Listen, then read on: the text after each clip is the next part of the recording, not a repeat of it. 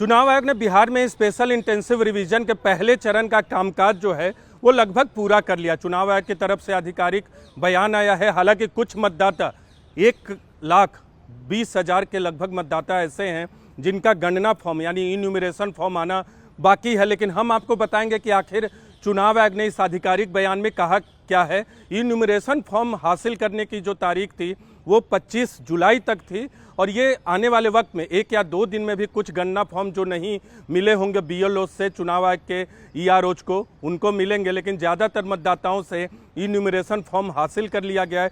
लेकिन महत्वपूर्ण आंकड़े क्या है, आपको 3-4 महत्वपूर्ण आंकड़े इस वीडियो में बताएंगे कि आखिर बिहार में SIR के पहले चरण के पूरा होने पर आंकड़े अब तक कहां पहुंचे।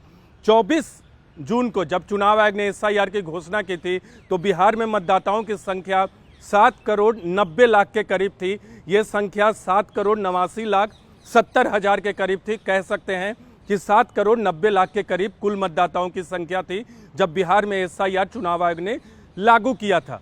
आज जब चुनाव आयोग ने बयान अपना जारी किया उसमें चुनाव आयोग ने कहा है कि 7,23,00,000 मतदाता ऐसे हैं जिन्होंने सक्रिय तौर पे अब तक SIR में भाग लिया है, यानी जिनका फॉर्म कह सकते हैं चुनाव आयोग को मिल गया है और उन मतदाताओं के बारे में चुनाव आयोग को पता चल गया है। इसके अलावा 64 लाख के करीब मतदाता ऐसे हैं जिनको चुनाव आयोग ने अभी आज की प्रेस रिलीज में 3 कैटेगरियों में बांट दिया है। इससे पहले 4 कैटेगरी थे, लेकिन आज के प्रेस रिलीज में चुनाव आयोग ने 3 कैटेगरी में बांट दिया है।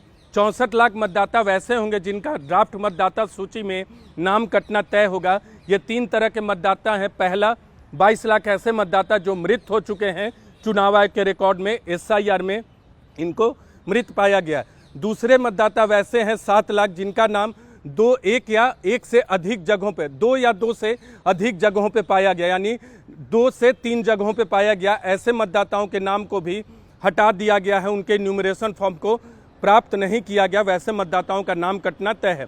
इसके अलावा 35 लाख मतदाता ऐसे हैं जो अस्थायी तौर पे स्थानांतरित हो गए हैं अपनी जगह से, या इनमें कुछ ऐसे मतदाता हैं जब वहां BLO पहुंचा तो उन मतदाताओं के बारे में पता नहीं चला। ऐसे मतदाताओं की संख्या 1 लाख के करीब थी। अगर कुछ 35 लाख में बढ़ी होगी तो आने वाले वक्त में चुनाव आयोग इस बारे में स्पष्टीकरण देगा। लेकिन 64 लाख मतदाता ऐसे हैं जो 3 कैटेगरियों में हैं और इनका नाम कटना तय है। 35 लाख ऐसे हैं जिनका अस्थायी तौर पर स्थानांतरण हो गया है, या वैसे मतदाते हैं इसी में 35 लाख में जिनके बारे में पता ही नहीं चला BLO जब इनके एड्रेस पे गया।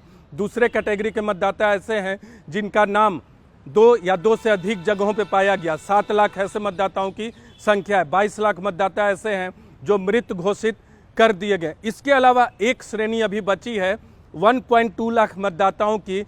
ये वैसे मतदाता हैं जिनका फॉर्म अब तक हासिल नहीं हुआ और उम्मीद करते हैं कि कल परसों तक ये फॉर्म हासिल कर लेगा चुनाव आयोग और अपने रिकॉर्ड में चढ़ा लेगा। तो चुनाव आयोग ने जो आंकड़े जारी किए हैं उसमें 99.86% फॉर्म जो है इन्यूमरेशन फॉर्म उनके बारे में पता चल गया है, जिनमें सभी तरह के मतदाता हैं जो मृत हैं, जो अस्थायी तौर पर स्थानांतरित हैं, जिनका इन्यूमरेशन फॉर्म चुनाव आयोग ने चेक करके हासिल कर लिया, जिन मतदाताओं के बारे में पता चल गया, और वैसे मतदाता जो जिनका नाम 2 से अधिक जगहों पे था। तो चुनाव आयोग का जो ये आधिकारिक बयान है SIR के मामले में महत्वपूर्ण है, लेकिन विपक्ष लगातार चुनाव आयोग की इस प्रक्रिया पर सवाल खड़ा कर रहा है। चुनाव आयोग ने आधिकारिक बयान में आज 2 पन्ने जारी किए, लेकिन एक पन्ना उसमें वो बयान था जिसमें बताया गया था कि आखिर राजनीतिक दलों की तरफ से BLS की संख्या क्या थी इस SIR की प्रक्रिया के दौरान। SIR की प्रक्रिया स्टार्ट होने के दिन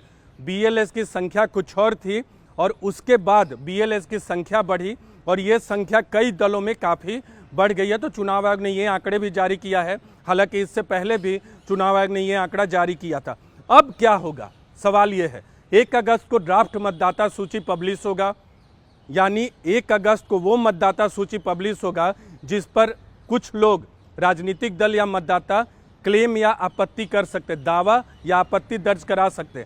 1 महीने तक, यानी 1 अगस्त से 1 सितंबर तक कोई भी चाहे मतदाता या राजनीतिक दल, अगर किसी को लगता है कि उसका नाम छूटा हुआ है, किसी को लगता है कि गलत एंट्री है ड्राफ्ट मतदाता में, तो दावे या आपत्ति के बाद नाम जुड़वा सकता है या नाम कटवा सकता है।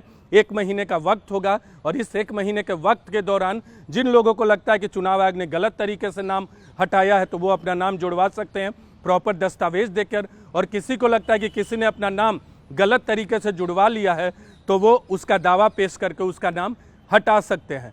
1 सितंबर तक ये प्रक्रिया चलेगी, 1 अगस्त से 1 सितंबर तक। 30 सितंबर को मतदाता सूची अंतिम तौर पे प्रकाशित हो जाएगी 30 सितंबर को। उसके बाद बिहार विधानसभा चुनाव की घोषणा होगी अक्टूबर में।